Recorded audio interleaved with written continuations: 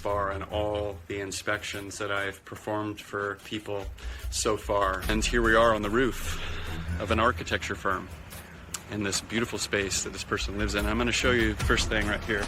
Stay back. Radio frequency energy may exceed exposure limits. This person just found out recently that they have cancer, and they've actually been helping their son for the last year or so, who's 25, who also has cancer. And I'm going to show you what is behind this building, and I'm really, really shocked. So here we go. Here's this door, and we're going to just step in here very briefly because it's really intense in here. So this is cell phone towers. Look at that. It's unbelievable. And again, I'll show you the meter. Sitting here right outside these people's driveway. Now this is also extremely hard to believe. I've now driven down almost a full block, right next to the telephone pole, down a full block, and check this out. I'm going to show you the meter reading, and the meter is still up at 2 and 3 volts per meter in the red on the left-hand side at the peak. Benjamin Rivas has worked on cell phone towers for 14 years. Physically burned my hand. The burn is a work injury you can see. What you see here is what I would call an everyday crime. Other problems he said caused by the towers aren't as easy to spot. Depression, and I get headaches from time to time, and mood swings and stuff. Here's what I consider, in my personal opinion, another crime scene. And I don't think I'm being dramatic saying this. Here's the cell phone tower. I want you to notice where this is located.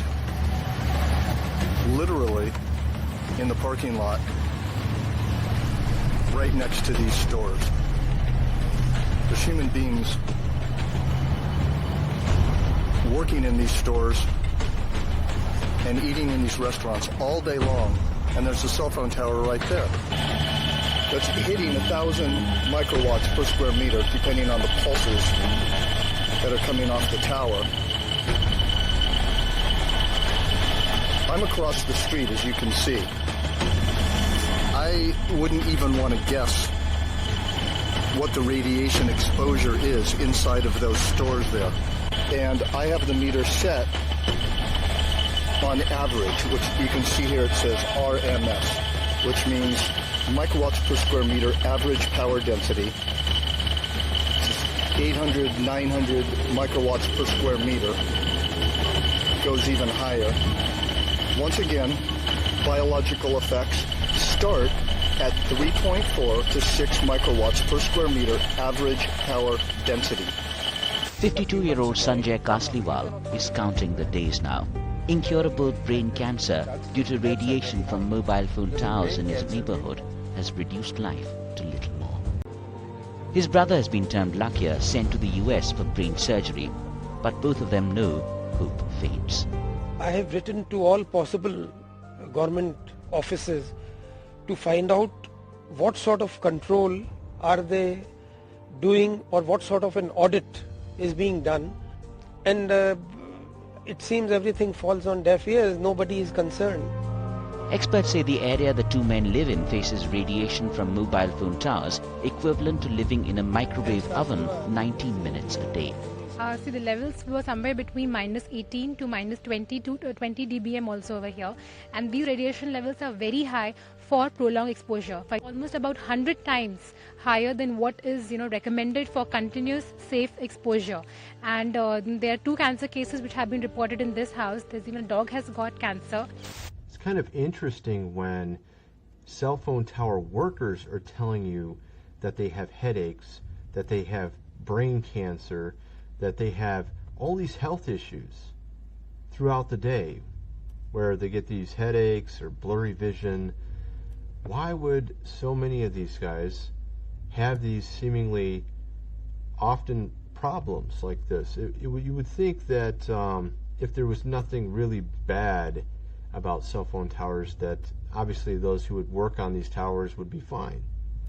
But instead you hear something quite different, and with the readouts with this, 1,000 plus microwatts per square meter measured near one of these cell phone towers, when it only takes about 10 microwatts to even have any effect on you. So we're talking 100 times the threshold for where it actually can cause harm to a person. So it's very interesting, you know. Some people have mentioned that when they've lived near cell phone towers that they've had headaches and depression, and this is also something that these tower workers have mentioned as well, having even depression from doing this.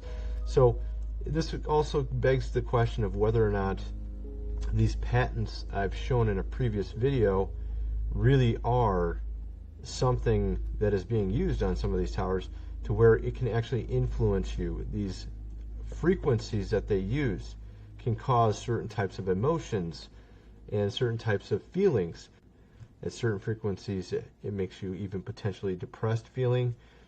And in other frequencies, it can cause you to even become enraged. And why is there so many cell phone towers? And in many cases, these cell phone towers, if you put your cell phone directly towards them in the range, and it doesn't do anything.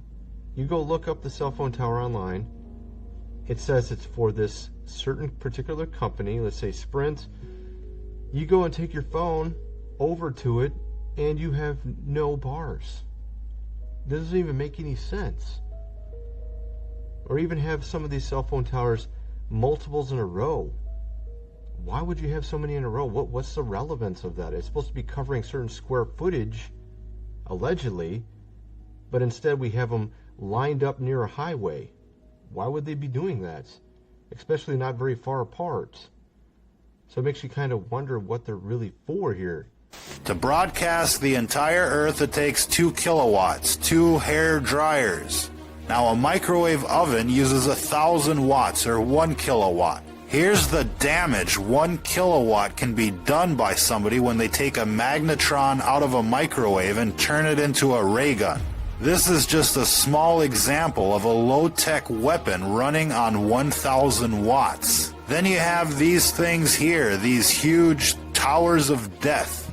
Now each row in this tower, an array, or a set of dishes or rectennas or whatever you want to call them, is connected to a cable with a maximum power output of 300,000 watts, or 300 kilowatts. That's 300 microwave ovens. We base that conservative estimate based on the gauge of the cabling that's running up to one of these arrays. They're estimated at 300,000 watts per cable. Those aren't fiber optic cables running up to those arrays. It's a thick copper gauge transmission line quality cable running up those towers. Now, if there's 10 cables, that's like 3 megawatts of power. And these cables are out there to output power to the magnetron, not for data transfer. That's an important point. These cell phone towers are weaponized. There's no other reason to have this much power running up the cables. It isn't for data transfer. Now, FCC regulations limit normal transmission per array to about 400 watts.